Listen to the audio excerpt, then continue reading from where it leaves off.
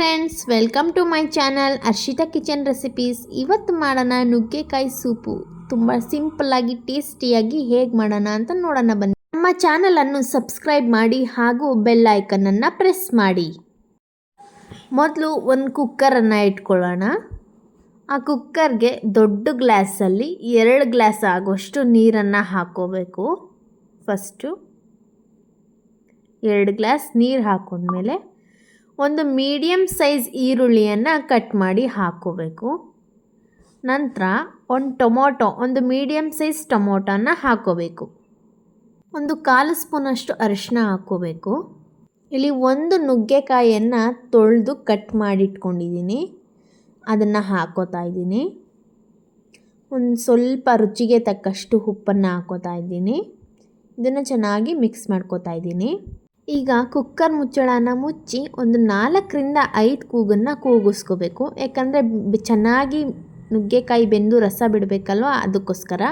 ಈಗ ಕುಟಾಣಿಲಿ 1 ಸ್ಪೂನ್ ಮೆಣಸು, 1 ಸ್ಪೂನ್ ಜೀರಿಗೆನ ಹಾಕಿ ಚೆನ್ನಾಗಿ ಕುಟ್ಕೋಬೇಕು. ನೋಡಿ, ಈ ರೀತಿ ಕುಟ್ಕೋಬೇಕು. ತುಂಬ ನುಣ್ಣಗಾಗಿ ಕುಟ್ಕೋಬೇಕು ಅಂತ ಏನಿಲ್ಲ, ಸ್ವಲ್ಪ ಸ್ವಲ್ಪ ತರಿಯಾಗಿದ್ದರೂ ಪರವಾಗಿಲ್ಲ.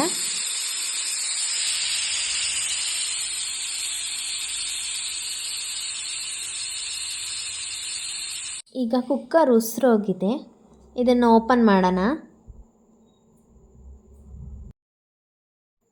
ನೋಡಿ ಹೇಗೆ ಬೆಂದಿದೆ ಅಂತ.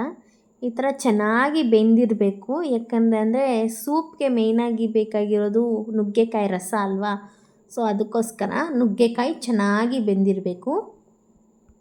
ಈಗ ನುಗ್ಗೆಕಾಯಿನ ಚೆನ್ನಾಗಿ ಸ್ಮ್ಯಾಶ್ ಮಾಡ್ಕೊಳ್ಳೋಣ. ಒಂದು ಸೊಪ್ಪು ಸೋರಿಸೋವಂಥ ಪಾತ್ರೆಗೆ ಬೆಂದಿರುವಂಥ ನುಗ್ಗೆಕಾಯಿನ ಹಾಕ್ಕೊಳ್ಳೋಣ. ತುಂಬ ಬಿಸಿ ಇರುತ್ತೆ, ಸ್ವಲ್ಪ ಹುಷಾರಾಗಿ ಮಾಡಬೇಕು.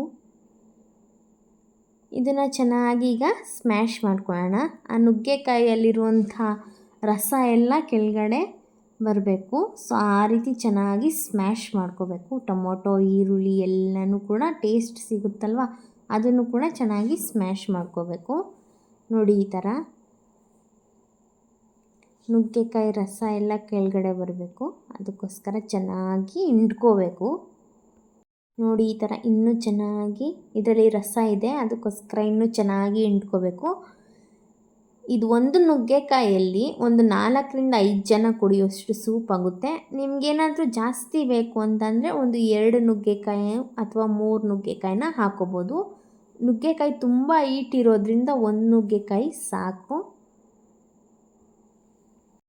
ಈಗ ರಸ ತೆಗ್ದಾದ್ಮೇಲೆ ಅದೇ ಪಾತ್ರೆನ ಗ್ಯಾಸ್ ಮೇಲೆ ಇಟ್ಕೊಳ್ಳೋಣ. ನುಗ್ಗೆಕಾಯಿ ಸೂಪನ್ನ ನೋಡಿ ಈ ಕನ್ಸಿಸ್ಟೆನ್ಸಿಲಿ ಇರಬೇಕು. ತುಂಬ ಗಟ್ಟಿ ಏನು ಬೇಡ, ಸ್ವಲ್ಪ ತೆಳ್ಳಗಿದ್ರೆ ಸಾಕು. ಈಗ ಕುಟ್ಕೊಂಡಿರುವಂಥ ಮೆಣಸು ಜೀರಿಗೆ ಪೌಡರನ್ನು ಒಂದು 2 ಸ್ಪೂನಷ್ಟು ಹಾಕ್ಕೊಳ್ಳೋಣ. ಈಗ ರುಚಿಗೆ ತಕ್ಕಷ್ಟು ಉಪ್ಪು ಹಾಕ್ಕೊಳ್ಳೋಣ. ಸ್ವಲ್ಪ ಹಾಕ್ಕೊಳ್ಳೋಣ, ಯಾಕಂದರೆ ನುಗ್ಗೆಕಾಯಿ ಬೇಯಿಸೋದಾಗ್ಲೇ ಹಾಕಿರ್ತೀವಲ್ವ ಉಪ್ಪು.